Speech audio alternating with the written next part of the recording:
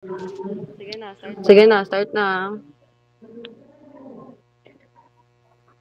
Good day, Good day, everyone. We are everyone. the last We are the group. last group. Our topic Our is topic is masculinity, masculinity, lesson 12. lesson 12.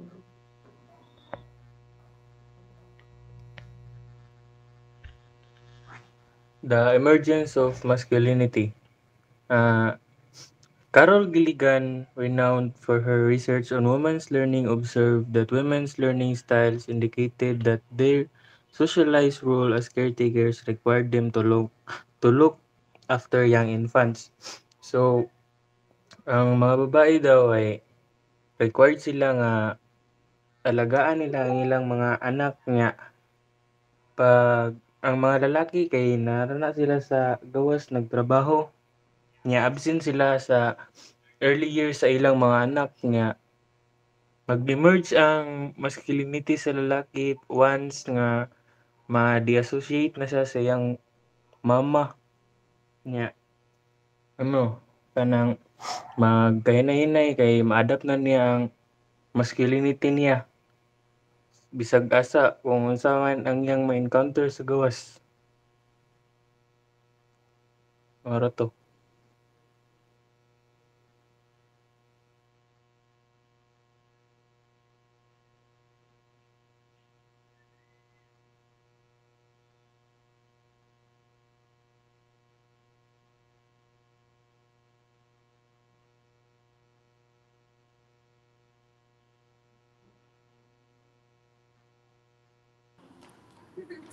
Next is the um, men can be considered vital, yet physical prowess, age, and biology affect strength. According to sociologist Michael Kimmel, the precise definition of masculinity is flexible. One thing, nevertheless, never changes the drive to demonstrate one's masculinity, regardless of how that term is used in any society at a given time. Kimmel identifies four rules of American masculinity in the 1970s as, as described by the psychologist Robert Brannan. Next,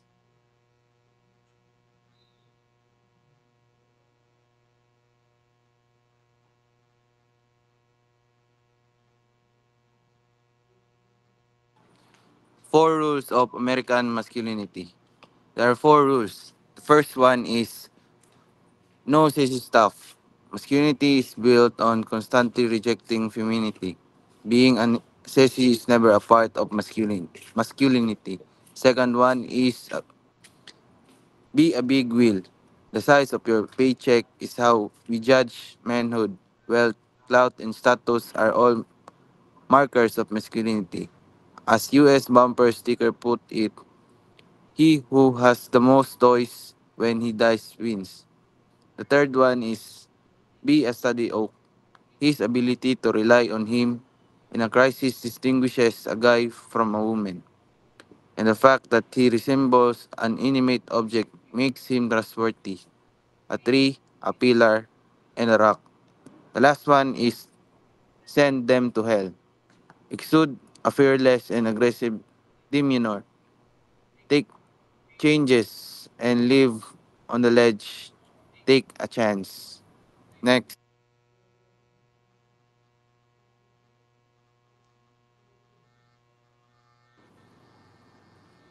So, Joseph Bandello and Jennifer Boson, two psychologists who study manhood, added various forms of masculinity. However, only one masculinity demonstrates the gender hierarchy above all feminities and other masculinities at a given time. This is known as hege- hegemonic masculinity. It explains why some men who act a certain way feel like they can dominate men and women. Vandello and Boson also show manhood factors: hard to win, constant proof, and easy to lose. Next.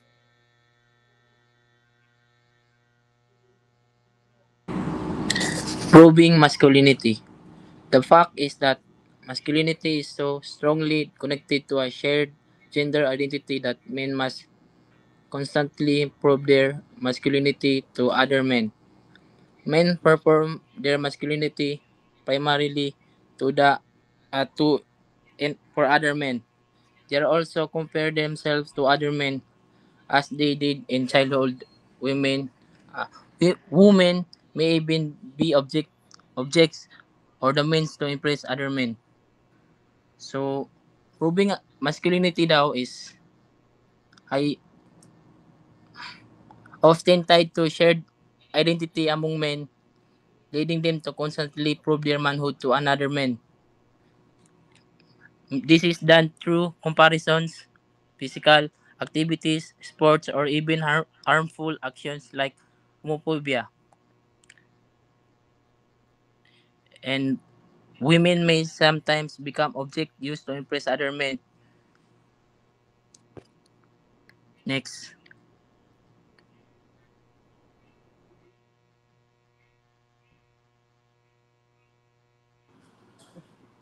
So, what is masculinity as homophobia? Manhood is defined by opposing womanhood and non-dominant masculinities, with men asserting their identity by distancing themselves from femininity. This fosters a competitive environment where rejecting femininity and non-masculine action reinforce masculinity and may contribute to homophobia. So, kani daw dire, eh, ang manhood daw, ang masculinity kay nag-define na siya opposing sa womanhood. Tapos, and sa non-dominant masculinities. And it has distance from both parties na mo silang competitive nga mag-eliminate sila og kinsa tong mga femininity and mga masculine. Next. So masculinity as homophobia. Homophobia is not the fear of gay men but a man can become a gay or feminine. Kimmel sees homophobia as the cause of sexism and racism masculinity. In its extreme self, masculinity is the desire to be not a woman or the feminine, which has become fragile due to the changing gender norms of society. Next. Masculinity as power. The ever pervading fear of losing one's masculinity may be tied to the fear of losing power. Masculinity is about power. A masculine man is a powerful man who controls various resources. When the man is challenged, he loses power unless he defends himself. Masculinity is challenged when a man is associated with a female or perhaps when he is supporting women or member of LGBT. While making sexist, homophobic, or racist statement is often part and parcel of heterosexual masculinity. Silence and consent to this put downs gender-based violence and oppressive structure thriving in the society. So which means is that when a man, kung ang lalaki is madlock ang mga lalaki, wala og power since sanay sila na sila ang handle og mga things, mga gamit bagay sa ato ang society. Then ma-challenge sila ay pag ma-challenge sila, need nila i-defend ilang sarili. Next. This fear causes silence to be mistaken for approval. Men consent to what is being done to women and the LGBTs. Those without power and the likes, those who do not speak up, condole gay bashing, rape joke, and sexist comment. Accepting these comments keep this harmful system running. Masculinity has this power over men. The fear of becoming effeminate when they stand to defend non-dominant masculinity. This fear is a representation demonstrating that society thinks lowly of women.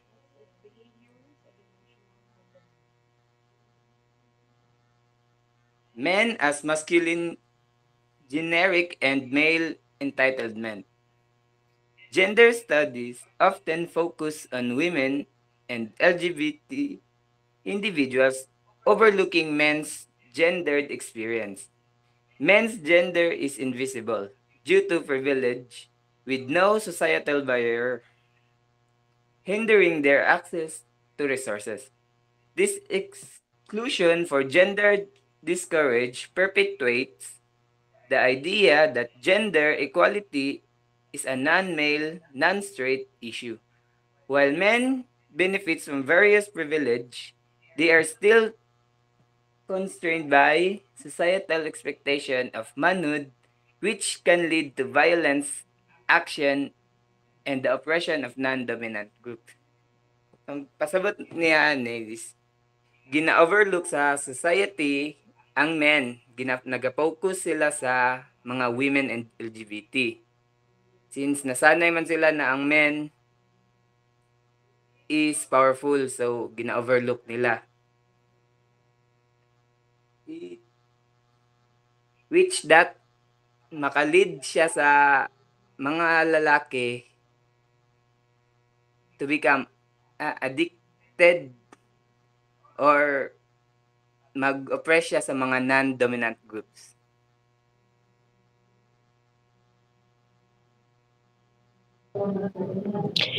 Men and fragile masculinity.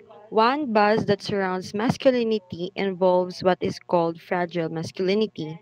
Men have the privilege of being generic template of a human being. Given the right, men may ignore their gender completely. It will never be questioned unless society challenge or bring attention to their manhood. Masculinity is fragile because it can be easily lost. The idea of precocious manhood perhaps come from the idea that women have been changing their way of life with manhood, as sometimes that is so quickly challenged or lost.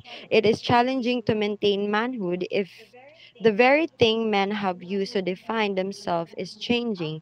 After all, womanhood is retained, inherited, inborn, and remain secure. So ang pasabot ana, if 'di ba ang mga men kay makita jud nato sila or like sa ilahang image jud kay dapat tough sila nga tao, like kanang dili sila dapat naga-show og mga emotions.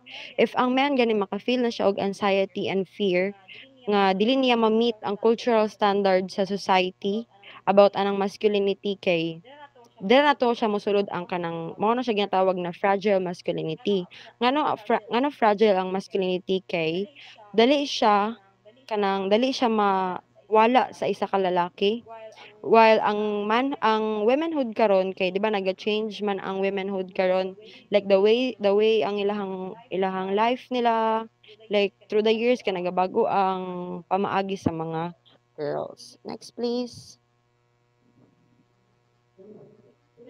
There are 9 behaviors of emotionally wounded men. First nga behavior sa isa ka emotionally wounded men kay emotional isolation. Kaning emotional isolation kay if ang wounded man or emotionally wounded man kay gina-isolate nila ang sarili para kanang unsa na kanang dili sila ganahan mag-socialize, dili sila ganahan og day-to-day conversation, like kanang murag mawad-an sila og gana ba, dili siya meaning ana nga introvert sila or shy sila, pero mao na ilang defense mechanism para ma-cope to nila tong ilahang internal turmoil. Next is overcompensating. Ang overcompensating, if ang man kay emotionally wounded siya, ang ginabuhat niya kay workaholic siya ba? Like every minute sa kaadlaw or like sa ihang adlaw kay iha jud ang gina-work jud like kanang wala siya pahuway para makalimtan to niya tong mga pain nga iyahang ginahuna-huna. Next is changes in humor. Ang men gani if emotionally wounded sila, mag-change or mag-shift ang ilahang emotion.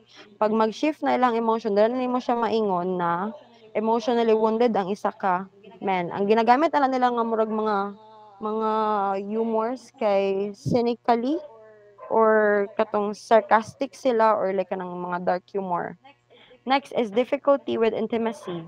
If ang man emotionally wounded siya, maglisod jud siya og make or mag-form og kanang close or intimate relationship sa iyang friends, sa iyang family or sa iyang mga social interaction sa gawas kay una-una man siya sa iyang pain like kanang murag ano siya ba murag nahadlok na lang pod siya nga maging intimate sa uban ba kay nasakitan lagi siya.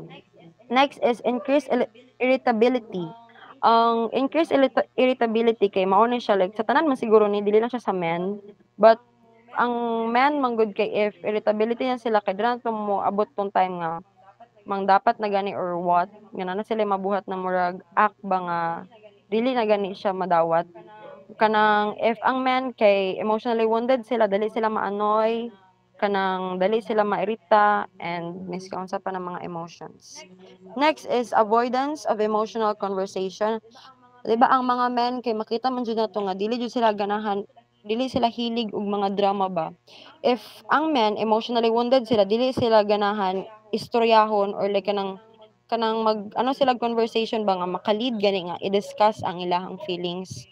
Kay tungod lagi ato nga basin ma-overshare siguro nila or what. Next is overthinking and worrying. Mao ni siya like ang mga men if mag-overthink sila kay grabe jud kaayo dili ang uban kay dili sila ga-expect nga naga-overthink pud ang men or naga-worry sila. Pag ang men kay overly or kanang overthinker kay sila or naga-worry sila kaning excessively kay mao na siya tong it could be sign nga emotionally or emotional in pain ang men. Next is change in sleep pattern. Mao na siya connect ni siya sa overthinking and worrying. If nag-overthink na ang men, mag-change na jud ang iyahang sleep pattern like di wala na tarong tulog and all. Next is emotional numbness. Mao na siya tong wala na siya ma-feel like kanang ano na siya disconnect na siya sa tanan niya mga ano niya, mga friends, mga family, like wala na siya mga feel nga mga emotions. That's all. Thank you.